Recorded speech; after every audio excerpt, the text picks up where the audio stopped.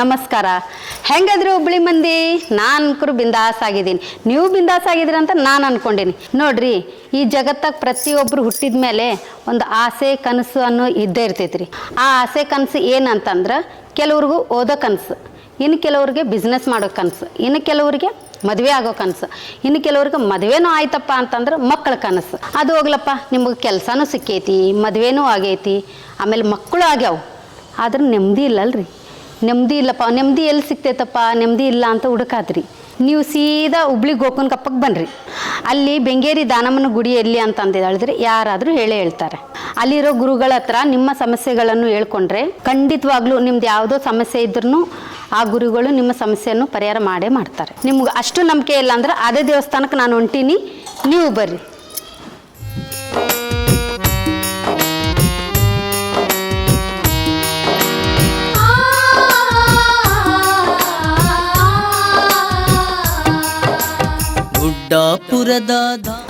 ಬರ್ರಿ, ಇದೇ ದಾನಮ್ಮನ ದೇವಸ್ಥಾನ, ಇದು ಆಫೀಸು, ಅದು ಗೋಶಾಲಯ. ಬರ್ರಿ, ಅನ್ನಪ್ರಸಾದ ಆಗ್ತಾ ಇದೆ, ನೋಡೋಣ.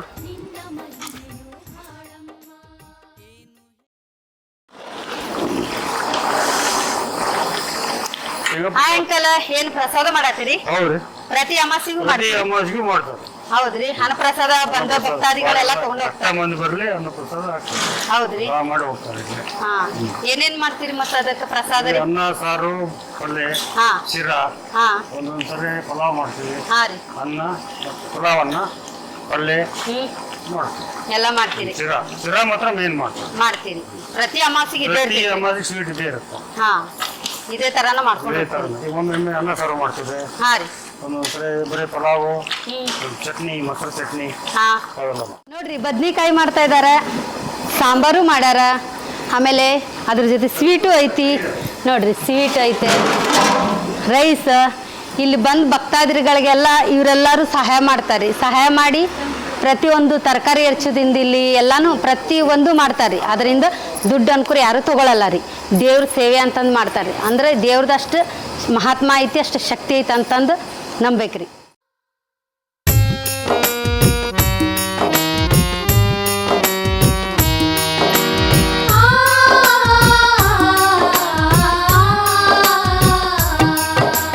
ಗುಡ್ಡಾಪುರದ ದಾನಮ್ಮ, ನಿನ್ನ ಮಹಿಮೆಯು ಬಾಳಮ್ಮ. ಗುಡ್ಡಾಪುರದ ದಾನಮ್ಮ, ನಿನ್ನ ಮಹಿಮೆಯು ಬಾಳಮ್ಮ. ಏನು ಹೇಳಲಿ ತಾಯಮ್ಮ, ಏನು ಹೇಳಲಿ ತಾಯಮ್ಮ, ಏನು ಹೇಳಲಿ ತಾಯಮ್ಮ, ನಿನಗೆ ಸರಿ ಸಮನಾರಮ್ಮ. ಗುಡ್ಡಾಪುರದ ದಾನಮ್ಮ, ನಿನ್ನ ಮಹಿಮೆಯು ಬಾಳಮ್ಮ. ಗುಡ್ಡಾಪುರದ ದಾನಮ್ಮ, ನಿನ್ನ ಮಹಿಮೆಯು ಬಾಳಮ್ಮ. ನೋಡ್ರಿ, ಇದೇ ಗುರುಜಿ ಆಫೀಸ್. ಗುರುಜಿ ಆಫೀಸ್ 2 ಇದಾವ್ರಿ. ಮೊದಲನೇ ಇದ್ದಿದ್ದು, ಇನ್ನೊಂದು ಆಮೇಲೆ ತೋರಿಸ್ತೀನಿ ರೀ. ಈಗ ಬನ್ರಿ, ತೋರಿಸಿ ಏನೇನಂತಂದು ಪರಿಹಾರ ನೋಡೋಣ. ಬರ್ರಿ, ಇಲ್ಲಿ ಗುರುಜಿದ ಸಿಂಹಾಸನದ ಕುರ್ಚಿ ರೀ. ಇದು ಗುರುಜಿ ಕುಂದ್ರೋದು. ನಮ್ದು ಏನೋ ಸಮಸ್ಯೆ ಇತ್ತಂದ್ರೆ ಇದ್ರ ಮೇಲೆ ಕುಂತ ಹೇಳ್ತಾರೆ. ಸಮಸ್ಯೆ ಏನು ನಮ್ದು ಬಗೆಹರ್ಬೇಕು ಮಾಡ್ಬೇಕು ಅನ್ನೋದು ಇದ್ರ ಮೇಲೆ ಕುಂತ ಹೇಳ್ತಾರೆ. ಮತ್ತು ಏನಪ್ಪ ಅಂದ್ರೆ, ಇದು ಸಂಖ್ಯೆಗಳು ರೀ. ಈ ಸಂಖ್ಯೆ ಏನಪ್ಪ ಅಂತಂದ್ರೆ, ನಮ್ಮ ಕಷ್ಟಗಳು ಯಾವ ಸಂಖ್ಯೆಯಿಂದ ಹೆಂಗೆ ಪರಿಹಾರ ಆಗ್ತೈತೆ ಅಂತ ಅದರಲ್ಲಿ ಒಂದು ಸಂಖ್ಯೆನ ಮುಟ್ಟು ಅಂತಂದು ಹೇಳ್ತಾರೆ ಗುರುಜಿ. ಆ ಸಂಖ್ಯೆನ ಮುಟ್ಟಿದ್ರೆ ಅದರಿಂದ ನಮ್ಮ ಪರಿಹಾರ ಏನಪ್ಪ ಅಂತ ಅವ್ರು ತಿಳಿಸ್ಕೊಡ್ತಾರೆ.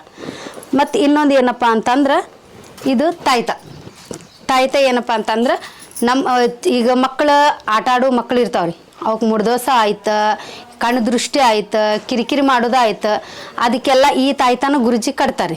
ಈ ಗುರುಜಿನ ಇದಕ್ಕೆ ತಾಯ್ತ ಕಟ್ಟಿದ ಮೇಲೆ ಅದು ನಿಮ್ಮದು ಮಕ್ಕಳದೆಲ್ಲ ಕಿರಿಕಿರಿ ಅನ್ನೋದು ಹೋಗ್ಬಿಡ್ತೈತೆ. ಅದೊಂದು ಸಮಸ್ಯೆ. ಆದರೆ ಇನ್ನೊಂದು ಸಮಸ್ಯೆ ಅದೇನಪ್ಪ ಅಂತಂದ್ರೆ, ಈಗ ಮಕ್ಕಳಿಗೆ ಹೊರಗಡೆ ಕರ್ಕೊಂಡು ಹೋಗಿರ್ತೀರಿ, ಕಣ್ಣು ದೃಷ್ಟಿ ಆಯ್ತು, ಕಿರಿಕಿರಿ ಆಯ್ತು, ದಾಟಿದ್ದಾಯ್ತು, ಏನೋ ಒಂದು ಪ್ರತಿಯೊಂದು ಇದ್ದೇ ಇರ್ತೈತಿ.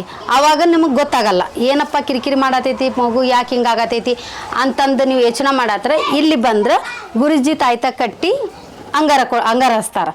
ಅಂಗಾರ ಹಚ್ಚಿದ ಮ್ಯಾಗ ನಿಮ್ಮ ಮಕ್ಕಳು ಎಷ್ಟು ಖುಷಿಯಿಂದ ಇರ್ತಾರಂತ ಅವಾಗ ನೋಡ್ರಿ.